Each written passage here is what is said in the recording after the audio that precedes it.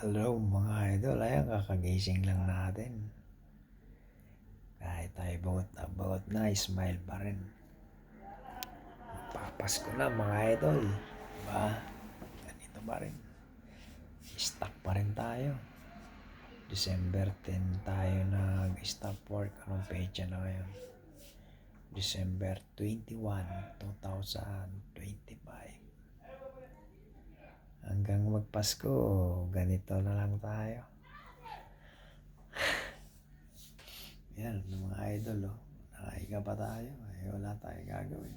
Hindi magantay kung anong darating. Darating na blessing sa atin, mga idol. Yan. Good morning. Pero mag-alas 12 na wala naman tayong trabaho. Okay, mga idol. Abangan nyo na lang ang sunod kong vlog, mga idol. Smile pa rin tayo. Think positive, di ba, mga idol? Sabi, kailangan natin mag-think positive. Okay, mga idol. Update ko na lang kayo sa aking susunod na vlog. O, ayan. Kwarto.